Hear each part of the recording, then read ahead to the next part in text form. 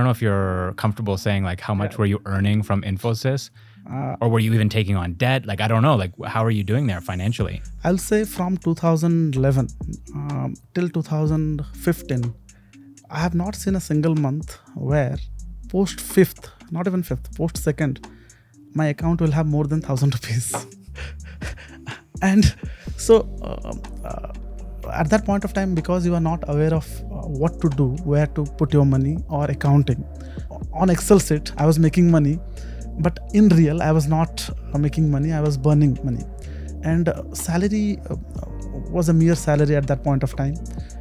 Infosys pays annually 3.6 to 4 lakhs rupees. So I was too lucky that one of my roommate, Subrat, he took a loan of 1.5 lakhs to support me, because my CIBIL score back then was not doing great. I used to use credit card to buy lettuce from Namdhari, Koramangala. So at that point of time, lettuce was not available all the places.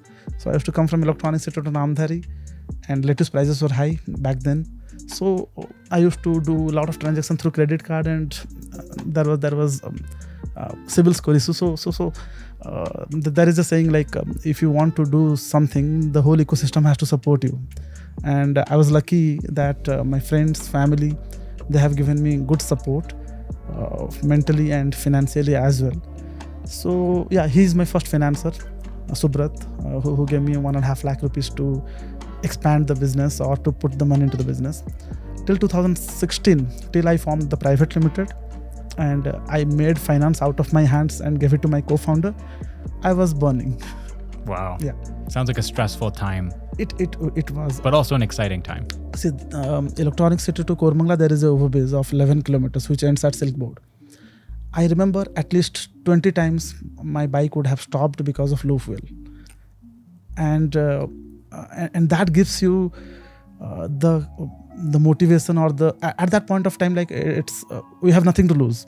We are already at the ground zero. What either will grow, will fly, or will be here. So the statement was very clear that we have gone so far that there is nothing looking back today. The only option was to fly high.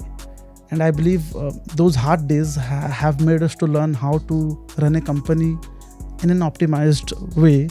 And I believe, unlike a lot of other companies today, we are running a brand which is grossing 100 CR revenue annually with minimal amount of OPEX.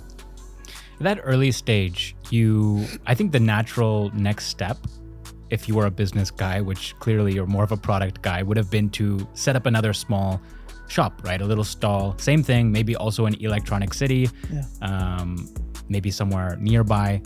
That's not what you did though. You sort of jumped the gun and took a step that most people wait until they have like 10, 20 restaurants within their city before they expand to another city and also another state. Your next location was in Bhubaneswar. Right. Through, correct me, right? It was your brother's friend? Yeah. Okay. He was my brother's friend who trusted on the concept. In my visiting card, today I'm writing Bangalore, I'll write Bhubaneswar tomorrow. Operating two stores in a city, and operating two cities are two different game altogether. At some point of time, you have to take a call of consolidating the cities. But back then, my agenda was to make more people aware about the brand, because I was in the business of building the brand. I used to commute back then by train to my home. And I clearly remember back then, logistic was not very strong.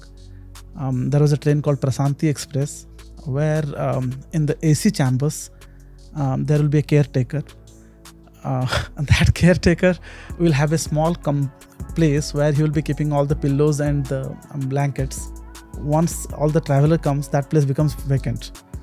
And I used to travel through that because I was not having enough money to book my tickets in advance or planning. There was no planning. So I used to book Didn't a ticket. the TT came and kick you out? No, once or twice that has happened, but 5-6 times I have gone freely, and that gave me the idea of commuting my products through that channel, because back then I did not have the understanding of how to do logistic in a right way. And the logistic from Bangalore to Bhubaneswar was not established through coal partners, so train was the only way. But in train also, I did not have the understanding whether my products will be safely taken, because back then frozen material or food materials were not in a popular channel, was not being taken. So I used to give some money to that guy and ask him to commute the product back then. So when you do an outlet which is almost 1800 kilometer apart, remotely managing a franchise makes you learn a lot of things. Yeah. Sorry, I was actually imagining that you would have sourced ingredients locally in Bhubaneswar. But yeah, you wouldn't. I mean, you're already even in Bengaluru, you're going to Namdaris to get lettuce, right? I'm guessing in Bhubaneswar there's nothing. Like there's no Namdaris over there. Lettuce used to be airlifted. Wow. Back then, I used to pay double the charge of lettuce what I was paying in Bangalore. Wow. And without lettuce, if you give a burger, it has no definition. You are no different from your competitor or the market. So I did not want to give a substandard product to my consumer. Only bread was locally baked, sauces, patties, and lettuce, gherkins. Gherkins was available. All these things were going through a transport way. That's wild. Yep, that's wild. I was losing money on every burger that was sold there for the cause of building a brand. Were you panicking at all? Like, was there any part of you that was like, this is not working and I'm losing money, I'm burning money, I don't have a lot of money, I'm still basically just a fresher. This is 2012. I'm not sure if you'd gotten a promotion at that point or not.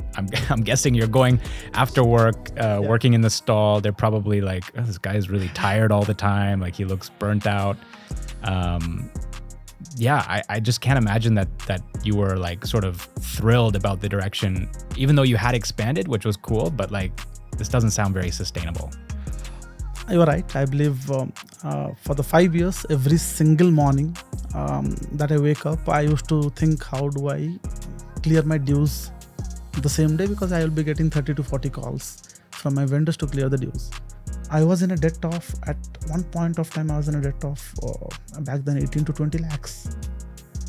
I used to scroll my mobile and see which friend can give me 5,000 or 10,000 rupees.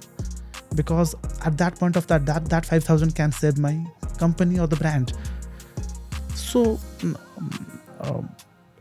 maybe I was favored by a little bit of luck that I survived those 5 years. And those 5 years are the time where 99.9% of businesses die.